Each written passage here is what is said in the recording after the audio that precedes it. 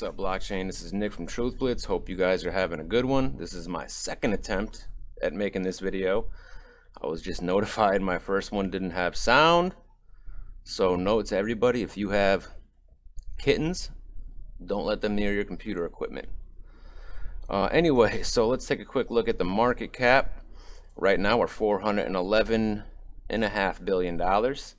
Bitcoin's at 8,438, so we're slightly down from yesterday, but it seems like we are really kind of keeping the pace with steadily increasing. A lot of people are of the belief that we are not through with the correction, but the more time that goes on, the more we'll find out if that's true or not. So I want to get into a couple things. One of them is being MyCrypto.com. Now, this is one of the things I talked about in my previous attempt to make this video. For those of you who don't know, MyCrypto.com is essentially a fork of MyEtherWallet.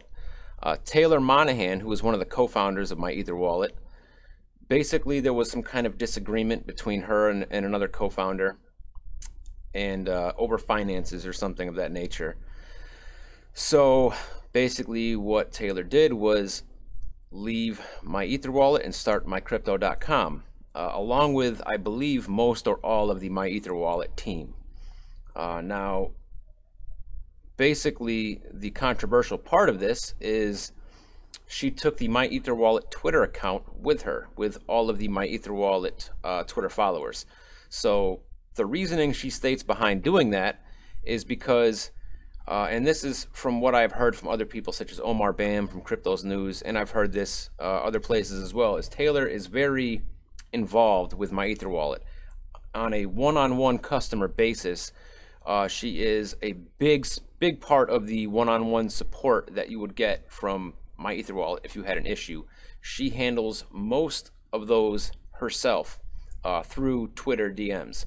So that is the reason she stated behind taking the Twitter account with her, is that there's a lot of people she's helping with customer support, and if she would have left the Twitter account with MyEtherWallet, basically those people would have went without support. As of right now, I believe there's only one person running MyEtherWallet. So a lot of people are saying, well, if she stole the Twitter account, she's gonna steal our funds. And you know, I don't get the logic behind that, because from what I know of Taylor, she is a huge let me reword that. She is really big on helping people. She really takes it to heart, and she takes it personally and takes it seriously. So she is not the type of person that is going to try to steal anybody's funds. Okay, she did this to keep helping people. So that is where I will leave that. You guys can make your own informed decision on whether you want to use MyCrypto.com or MyEtherWallet. So this article here, IRS forms new team to track down crypto tax evaders. The U.S. Internal Revenue Service, or IRS, has assembled a team of 10 investigators for international crime investigations, as well as for finding tax evaders who use cryptocurrency, Bloomberg reports Thursday, February 8th. Chief of the IRS Criminal Investigation Division, Don Fort, said that the team will work with international criminal agencies to investigate unlicensed exchanges as well. It's possible to use Bitcoin or other cryptocurrencies in the same fashion as foreign bank accounts to facilitate tax evasion. According to Fort, the group's focus for now is on how crypto users change their fiat currency into crypto. We know that you want to get your money out at some point. In March 2014, the IRS began issuing guidance for the taxation of cryptocurrency, which they treated as property that had capital gains or capital losses for tax purposes. However, only 802 people complied in filing their own cryptocurrency gains or losses for their taxes in 2015. The IRS has faced hurdles this year trying to get access through a court order to the user information on the crypto exchange Coinbase. Their original request for records for over 500,000 users was denied by the courts and reduced to just 14,000 users that reportedly had high trading activity over $20,000. Coinbase saw their partial victory as setting a precedent for the dealings between tax enforcing government bodies and crypto exchanges that have had a commitment to protecting user privacy. A Cointelegraph expert blog published December 2017 brought up the possibility for a tax amnesty for those who failed to report gains from digital currency earnings, similar to an IRS program for filing income from undisclosed offshore accounts. So I've talked about this with Crypto Blood before, numerous times. A 10-person team.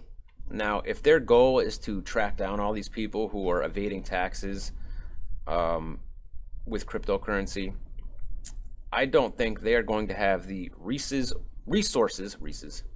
I want some Reese's. The resources or money they need to do that. Not that they won't have it, but it would cost an obscene amount of money to hire enough people, and 10 is not enough to go after every person who they see as evading taxes in cryptocurrency. Now, that being said, I am not in any way advocating that you evade your taxes. You should claim your taxes. This is a public service announcement. All right? Claim your cryptocurrencies.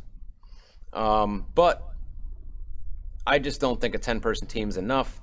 And I'm sure they'll find that out as time goes and bring more people on that team, because there are a lot of people in the crypto space now. So you're talking countless man hours and money to pay for those man hours to track down all those people. But I'm sure what they'll do is go after the big fish, you know, with the large amounts of money, and try to make examples out of them to flush everyone out. So anyway, lastly, what I wanted to talk about is this tweet from Dan Larimer. Now, he tweeted yesterday about the C++ libraries for EOS. And this tweet is as follows. C and C++ are used to write mission-critical code in medical devices, cars, airplanes, and satellites, and many devices that power industry where lives are on the line. If it is suitable for life and death applications, it is good for contracts. Hashtag EOSIO. So basically, if you don't know, EOS through WebAssembly supports a variety of different programming languages, not just Solidity like Ethereum. So you can use C++, you can use Solidity, and there are others as well. Now, I had asked him yesterday, which I didn't get a response, but I asked him when will, JavaScript be supported?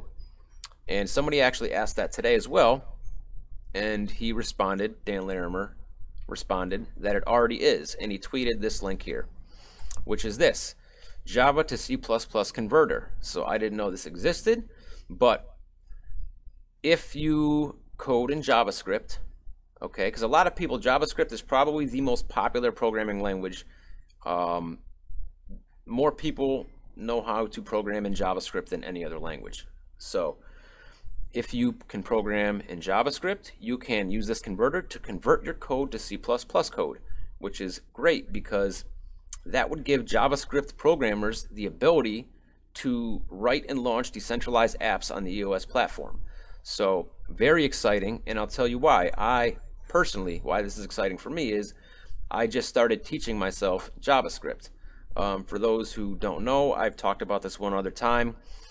In high school, I went to a trade school, and my trade was computer software technology.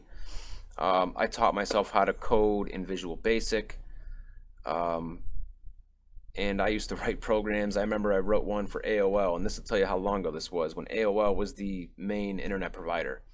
I wrote one of those programs, those anarchist programs, that would allow you to do email bombs, punting to knock somebody's connection off, a variety of other things. It had about 35, 40 different functions on it at least. I was very proud of it. That was the biggest program that I wrote. However, I did not stick with the IT field, although I was in it. I went on to the military, then I got into the automotive field when I got out of the military, before I got back into IT. So basically, if you, for me personally, I don't know about everyone else, but